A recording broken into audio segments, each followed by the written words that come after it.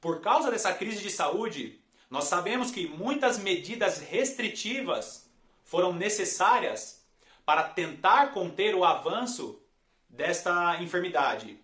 Nós sabemos também que essas medidas restritivas foram necessárias para que o sistema de saúde não entrasse em colapso. E por causa dessas restrições, muitas igrejas migraram do culto presencial para o culto online. Muitas pessoas deixaram de frequentar os templos para cultuar a Deus aqui na internet, em uma plataforma como essa. E muitas pessoas pretendem permanecer cultuando a Deus, lendo a palavra de Deus, estudando a palavra de Deus somente pela internet. Mas será que é errado buscar a Deus pela internet? Será que é contra a vontade de Deus que estejamos em comunhão com os irmãos somente em cultos online? Bom, esse é o tema do vídeo de hoje. Seja muito bem-vindo ao canal A Lâmpada para os Meus Pés. É muito bom ter você aqui comigo.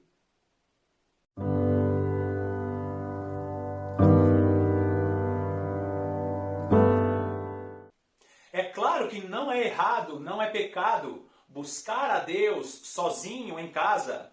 Buscar a Deus, estudar a palavra de Deus sozinho, acompanhando um vídeo como esse. Isso é muito agradável a Deus. Inclusive, o próprio Jesus vai falar em Mateus capítulo 6, no versículo 6, que nós devemos entrar no quarto em secreto, orar ao Pai em secreto, e o Pai em secreto nos recompensará. Na realidade, o relacionamento que você tem com Deus quando você está sozinho com Deus no quarto é muito mais importante para a sua salvação do que a reunião pública com os irmãos. Então, o culto mais importante é aquele que você faz sozinho dentro do seu quarto, porque ali você estará desenvolvendo um relacionamento com Deus. Mas será que buscar a Deus pela internet é o suficiente para eu ter comunhão com os irmãos? Será que é o suficiente para eu crescer um cristão maduro e saudável? Bom, é sobre isso que nós vamos falar hoje. Vai lá comigo em Filipenses capítulo 2, a partir do versículo 12, que diz assim: Assim, pois, amados meus, como sempre obedecestes, não só na minha presença, porém muito mais agora na minha ausência, desenvolvei a vossa salvação com temor e tremor. Grava bem essa palavrinha, desenvolvei a vossa salvação.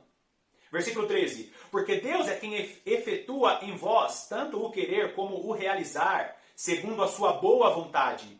Fazei tudo sem murmurações nem contendas, para que vos torneis irrepreensíveis e sinceros, filhos de Deus, inculpáveis no meio de uma geração pervertida e corrupta, na qual resplandeceis como luzeiros do mundo.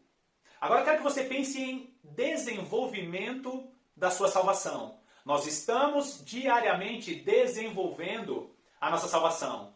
E o que seria isso?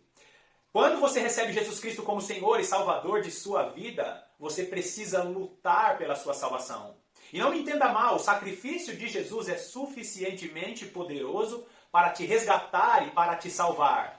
Mas não caia naquela teologia de que uma vez salvo, para sempre salvo. Na realidade não é assim que funciona. Você precisa lutar contra o seu pecado, você precisa lutar contra as vontades que são contrárias à palavra de Deus. E isso se chama desenvolver a salvação. Tanto é que nós vemos aqui no versículo 15, ele diz assim, para que vos torneis irrepreensíveis e sinceros. Agora eu te pergunto, como eu consigo ser uma pessoa irrepreensível e sincera, sendo que eu não tenho pessoas ao meu redor para comprovar essa irrepreensibilidade e essa sinceridade? Como eu vou demonstrar a minha sinceridade? Como eu vou demonstrar ser uma pessoa irrepreensível, sendo que eu não tenho pessoas para comprovar isso? Tanto é que, se você for lá no Antigo Testamento, em 1 Reis, quando Salomão ele pede para Deus, Senhor, eu quero sabedoria. Deus não somente derramou sobre Salomão, não foi uma unção de sabedoria derramada sobre a vida de Salomão apenas. Deus ele proporcionou situações para que Salomão desenvolvesse aquela sabedoria. E é exatamente isso que acontece com nós, que acontece conosco quando nós estamos em reunião com os santos. Nós nos tornamos irrepreensíveis e sinceros quando as oportunidades aparecem para que sejamos irrepreensíveis e sinceros. Vai lá comigo em 1 Coríntios, vamos lá para 1 Coríntios, no capítulo 11 e no versículo 18. 1 Coríntios, capítulo 11, no versículo 18, diz assim: porque antes de tudo estou informado haver divisões entre vós. Quando vos reunis na igreja, e eu, em parte, o creio. Porque até mesmo importa que haja partidos entre vós, para que também os aprovados se tornem conhecidos em vosso meio. Nesse versículo 19, em outras versões, vai estar escrito assim: importa que haja heresias no meio de vós, para que também os aprovados se tornem conhecidos em vosso meio. Percebe que os aprovados vão aparecer quando acontecer ali heresias, falsidades. Aquilo que não é verdade precisa se manifestar para que nós consigamos enxergar a verdade. E nós só conhecemos os irmãos que são verdadeiros e que são falsos quando nós estamos em comunhão com esses irmãos. O próprio apóstolo Paulo vai dizer: é importante que aconteça essas heresias, essas divisões em vosso meio, para que os verdadeiros sejam reconhecidos. Percebe que o desenvolvimento da salvação, ele está diretamente ligado com a reunião dos santos? Agora, isso vai ficar muito mais claro quando você for lá comigo para Gálatas.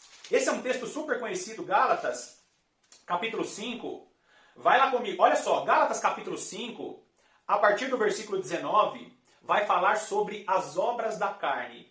Então aqui ele diz sobre idolatria, feitiçaria, inimizades. Essas são as obras da carne. Está registrado em Gálatas 5, dos versículos 19 ao 21. Lá no versículo 22, você vai encontrar o quê? O fruto do Espírito e todas as características do fruto do Espírito. E se você estudar com afinco, se você se aprofundar no fruto do Espírito, você vai perceber que o fruto do Espírito é a personalidade do nosso Senhor Jesus Cristo. Quando nós recebemos o Espírito Santo, o Senhor coloca em nós a sementinha para que trabalhemos o fruto do Espírito. A ideia do nosso Deus é que a cada dia nós estejamos mais parecidos com Jesus. É por isso que no versículo 22 ele vai dizer que o fruto é amor, alegria, paz, longanimidade. E lembra que no início eu falei que não tem como você trabalhar o desenvolvimento da sua salvação, sendo que você não tem interação com os irmãos. Como que você vai trabalhar o amor estando sozinho, acompanhando um culto pela internet? Como que você vai trabalhar paciência? Como que você vai trabalhar alegria se você não tem comunhão com os santos? Eu sei que eu consigo trabalhar todas essas questões no meu trabalho, no dia a dia, mas existem situações que o próprio Deus vai nos proporcionar na reunião dos santos. E isso vai ficar cada vez mais claro quando você se aprofundar nas características de todos esses gominhos do fruto do Espírito. Inclusive, 1 Coríntios 13 vai falar sobre o amor. E ali fala que o amor é paciente, o amor é benigno. Como eu vou demonstrar a paciência se eu não estou em comunhão com os irmãos, com os santos? Vai lá comigo em Efésios. Efésios capítulo 4. Olha só o que diz. Efésios capítulo 4. O texto é muito grande, eu não vou ler todo o texto. Você depois, em casa, aí você lê todo o capítulo 4 de Efésios. Então vamos lá. Efésios capítulo 4, a partir do versículo 1. Olha só o que diz. Rogo-vos, pois, eu, o prisioneiro no Senhor. Presta atenção que quem está escrevendo essa carta, o apóstolo Paulo, um homem preso, que andeis de modo digno da vossa vocação a que fostes chamados, com toda a humildade e mansidão, com longanimidade, suportando-vos uns aos outros em amor, esforçando-vos diligentemente por preservar a unidade do Espírito no vínculo da paz. Agora vai lá comigo para o versículo 11. E ele mesmo concedeu uns para apóstolos, outros para profetas, outros para evangelistas e outros para pastores e mestres. Você consegue entender aqui a estrutura de uma liderança da igreja? Você consegue perceber aqui? E eu sei que tem muitos irmãos que vão questionar, mas não existe mais apóstolos, não existem mais profetas. Continua a leitura comigo. Versículo 12. Com vista ao aperfeiçoamento dos santos para o desempenho do seu serviço. Essa palavrinha serviço é a palavrinha diaconia, que significa o quê? Serviço, algo físico, um trabalho que está sendo feito entre os santos, para a edificação do corpo de Cristo. E aí você se pergunta, mas não existe mais apóstolos e profetas? Olha o que o versículo 13 diz. Até que todos cheguemos à unidade da fé e do pleno conhecimento do Filho de Deus. A perfeita varonilidade à medida da estatura da plenitude de Cristo.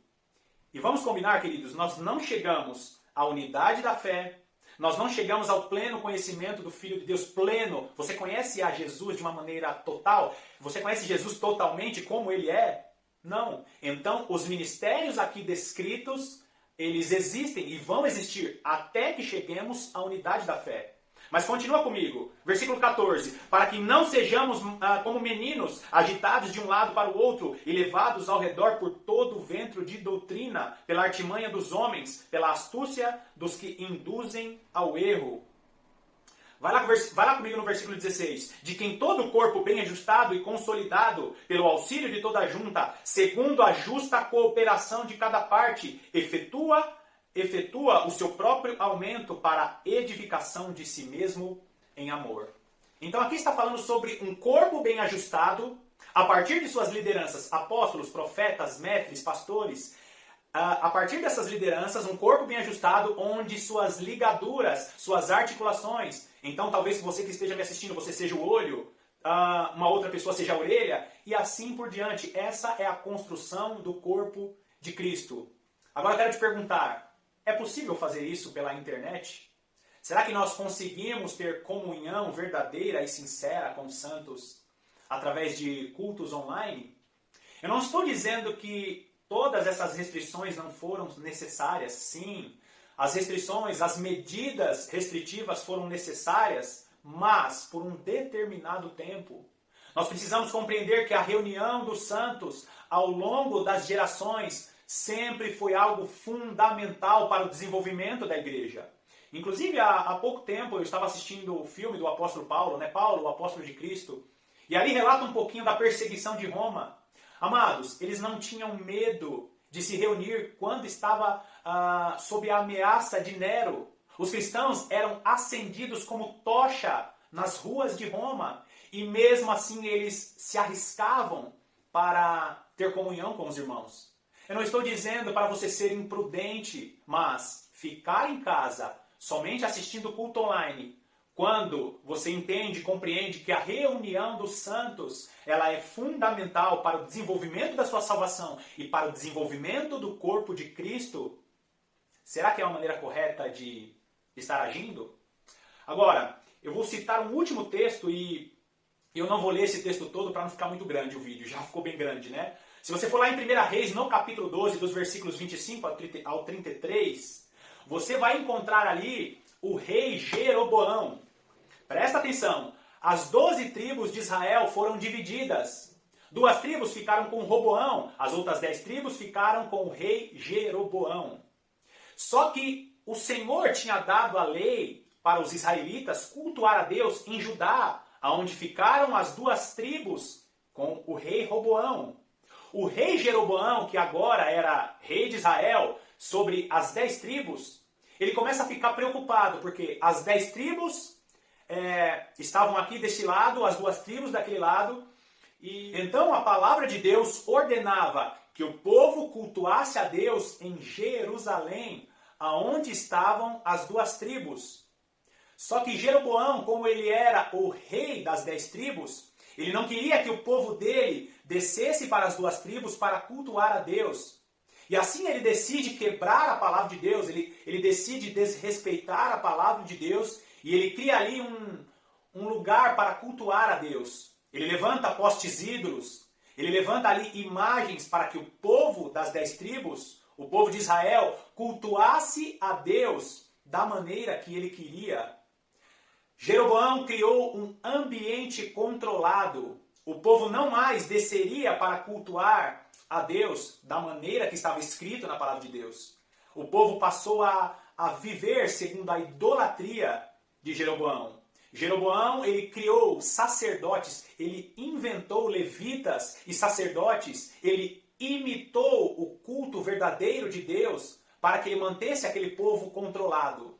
E talvez você esteja se perguntando, por que você está falando isso, irmão Paulo? Eu não estou idolatrando a outra divindade assistindo culto pela internet. E eu acredito em você, só que você precisa compreender que esta plataforma que você está assistindo, ela é uma plataforma controlável. E o que isso significa? Significa que se o senhor internet resolver editar tudo aquilo que está sendo pregado, a internet também pode virar um ambiente controlável, assim como aconteceu nos dias de Jeroboão. E nós precisamos entender que a reunião dos santos é fundamental para o desenvolvimento da nossa salvação, para o desenvolvimento da nossa maturidade diante de Deus e para o nosso relacionamento, para o ajuste das juntas, porque nós fazemos parte de um corpo. E este corpo precisa estar ligado. A reunião dos santos é fundamental para o avanço do reino de Deus. Eu espero que esse vídeo tenha edificado a sua vida. E se você ficou até aqui, significa que você gosta da palavra de Deus, que você se interessa. Sendo assim, eu te peço carinhosamente, deixa o seu like, deixa também um comentário desse vídeo. E se você não é inscrito no canal, se inscreva no canal A Lâmpada para os Meus Pés. Porque o seu comentário, o seu like e a sua inscrição ajudam na divulgação desse vídeo e também na divulgação do canal. Mais uma vez, eu te agradeço pela sua companhia e que Deus te abençoe ricamente.